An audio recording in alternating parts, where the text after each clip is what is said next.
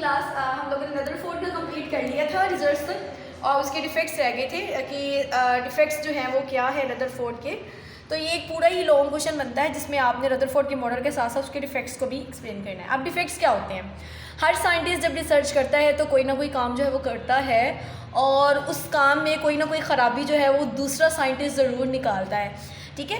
तो डिफेक्ट्स का मतलब होता है कि जो इसने मॉडल दिया था एटम का उसमें क्या ख़राबी थी, उसको क्यों रिजेक्ट कर दिया गया था, ठीक है। तो हमने जो है ये इसके मॉडल्स को पढ़ना, ऊपर वाली लाइन जैसे आपने रीड करनी है।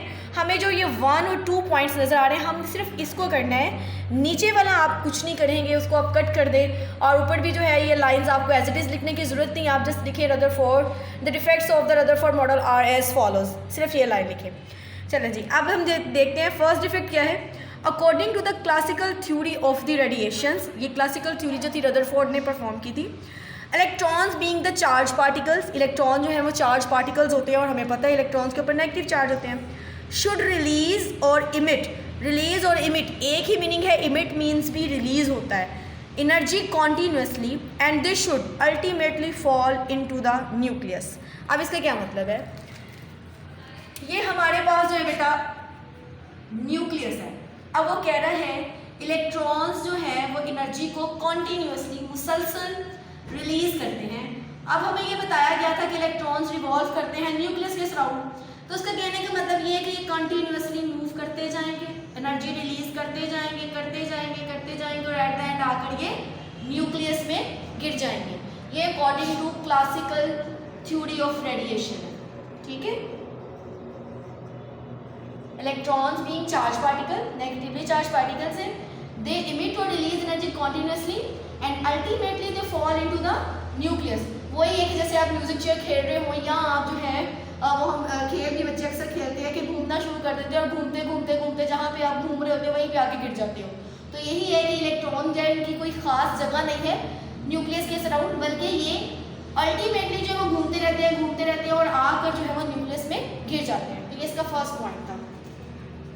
सेकेंड पॉइंट देखें, if the electrons emit energy continuously. अब जब ऊपर क्लासिकल थ्योरी में ये कहा गया कि इलेक्ट्रॉन्स जो है वो कंटिन्यूसली एनर्जी जो है वो रिलीज करते हैं, तो अब दूसरे पॉइंट पे देखो वो क्या कह रहे हैं कि अगर the electrons emit energy continuously they should form a continuous spectrum, फिर उनको जो है वो कॉन्टिन्यूस स्पेक्ट्रम बनाना चाहिए। But in fact line spectrum was observe, उसकी बजाय हमें जो है वो उसमें लाइन स्पेक्ट्रम ऑब्जर्व हुआ। अब इसका क्या मतलब है? स्पेक्ट्रम बेटा बनता है, स्पेक्ट्रम का मतलब होता है स्पेक्ट्रम हमें एटम की पोजीशन को और इलेक्ट्रॉन्स की पोजीशन को फाइंड कराता है। जैसे अब मेरे पास अगर मैं H2 की बात करूँ तो H2 में जो इलेक्ट्रॉन्स हैं स्पेक्ट्रम हमें वो शो करेगा। कॉन्टिन्यूस स्पेक्ट्रम कैसे होगा? कहते हैं कि अगर एनर्जी वो मुसलसल रिलीज करता है, कॉन्टिन्यूस एनर्जी रिलीज करे तो स्पेक्ट्रम ऐसा होना चाहिए, यूं। मतलब आपको समझ नहीं आए कि ये इलेक्ट्रॉन्स जो है वो क्या है, लेकिन जब इसके स्पेक्ट्रम को देखा गया, ऑब्जर्व किया गया क्लासिकल थ्योरी रदरफोर्ड के एटॉमिक मॉडल को, तो उसमें हमें लाइन स्पेक्ट्रम नजर आया। लाइन स्पेक्ट्रम में इलेक्ट्रॉन्स की पोजीशन जो है वो मेंशन होगी और ये स्पेक्ट्रम जो है वो बिल्कुल यू बनता है और इसमें कलर भी जो है वो मेंशन किए जाते हैं कि ये इस कलर में है। अगर आप नेट से सर्च करेंगे लाइन स्पेक्ट्रम तो आपको उसमें बहुत अच्छा जो है वो लाइन स्पेक्ट्रम नजर आएगा, ठीक है। तो फर्स्ट क्या थी इसकी थ्योरी कि हमारे पास जो क्लासिकल थ्योरी थी कि इलेक्ट्रॉन्स इवॉल्व करते हैं और एनर्जी को कॉन्टिन्यूसली रिमूव करते हैं और न्यूक्लियस में आके गिर जाते हैं, ये इसके मॉडल में खराबी थी। दूसरी खराबी क्या थी कि अगर इलेक्ट्रॉन्स एनर्जी को कॉन्टिन्यूसली रिमूव करें या फिर उन्हें कॉन्टिन्यूस स्पेक्ट्रम बनाना चाहिए, खराब सा स्पेक्ट्रम मुसलसल यूं, लेकिन उसमें लाइन स्पेक्ट्रम को ऑब्जर्व किया गया जो कि इसका डिफेक्ट था, ठीक है। उसके बाद आ जाओ बेटा, ये आपके डिफेक्ट्स हो गए और रदरफोर्ड वाला टॉपिक कंप्लीट हो गया। नेक्स्ट डिस्कवरी ऑफ न्यूट्रॉन है। जैसे आपने डिस्कवरी ऑफ कैथोड पढ़ा, इलेक्ट्रॉन पढ़ा और उसमें जो है वो प्रोटॉन और इलेक्ट्रॉन की डिस्कवरी पढ़ा। इलेक्ट्रॉन के ऊपर आपने देखा नेगेटिव चार्ज था, प्रोटॉन के ऊपर आपने देखा पॉजिटिव चार्ज था। अब एक थर्ड पार्टिकल भी है न्यूट्रॉन और इसके ऊपर कोई चार्ज नहीं होता, जीरो चार्ज होता है, ठीक है। अब इसकी डिस्कवरी कैसे हुई? रदरफोर्ड जब गोल्डस्टेन और जो है वो डाल्टन ने इनके ऊपर काम शुरू कर दिया, उसके बाद रदरफोर्ड भी जो है वो भी आ गया एटम के स्ट्रक्चर को स्टडी करने के लिए। तो उसने ये कहा, Rutherford observed that atomic mass could not base on electron and proton. Atomic mass बेटा क्या होता है? एटॉमिक मास जो है वो इलेक्ट्रॉन एंड प्रोटॉन का जो है वो क्या उसे कहते हैं, प्रोटॉन एंड न्यूट्रॉन भी होते हैं इसके अंदर। चले वो खैर बाद में डिस्कस हो, फर्स्ट चैप्टर के अंदर उसको भी हम डिस्कस नहीं करते, यहाँ पे सिर्फ इतना ही समझे।